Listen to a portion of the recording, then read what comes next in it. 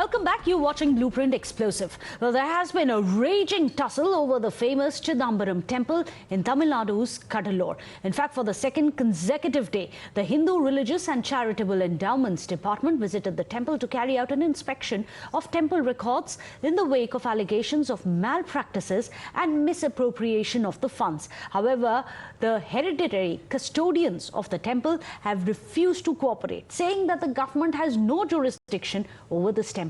In fact, the HR and CE department has now said that it will be submitting a report to the commissioner detailing the temple management's non-cooperation in this matter as well. See, they are saying that we are not a legal committee, but we came here as per the order of our respected commissioner, sir. And for the past 2 days, we have been asking our temple management to submit the records for management of this temple activities and properties. So, but for the past 2 days, they are not cooperating with us. They are not submitting the records for the committee. So we will prepare a report in this regard and submit to the commissioner. After getting instructions from our commissioner, we will go for further action. So in fact, let's listen into Tamil Nadu's Hindu Endowments Minister, who maintains that the government can indeed carry out an inspection if there is a complaint against the temple, citing the technicalities.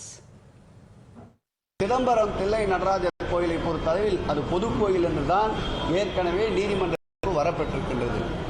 அப்படி பொது கோயிலாக இருக்கின்ற ஒரு திருக்கோயிலிலிருந்து புகார்கள் எழுகின்ற போது இந்து சமய அறநிலையத்துறை சட்டப்பிரிவு 23-28 படி அந்த திருக்கோயிலுக்கு சென்று புகாரின் மீது ஆய்வு செய்து விசாரிக்கலாம் என்ற ஆகவே வந்திருக்கின்ற புகார்கள் அடிப்படையில் விசாரிப்பதற்கு வருகிறோம் என்று கடந்த 30ஆம் தேதி இந்து சமய அறநிலையத்துறை ஆணையாளர் அவர்கள் சட்டத்திட்டங்களை மேற்கோள் காட்டி கடிதம் அனுப்பியிருந்தார்.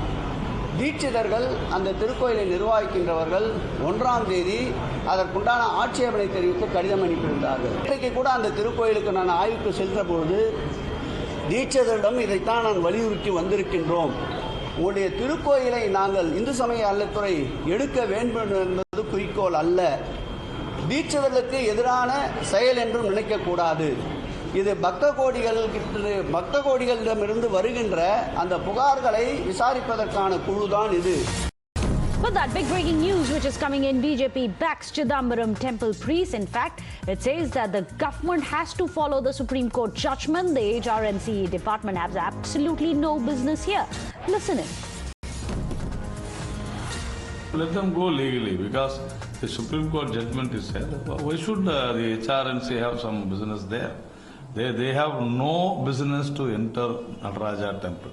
The HRNC department is meant only for supervising the temples under its control. It has got no right to go to any place where they think. And there is a Supreme Court judgment which they have to follow. So it's only a supervising body, that's all. So they think that the entire temples are under their control. The property is not HRNC's property. The property is each and every temple's deity's property. That is what the law says. Well, in fact, let me go across to Mr. Chandrashekhar. He is joining us. He is one of the lawyers representing the Chidambaram Temple.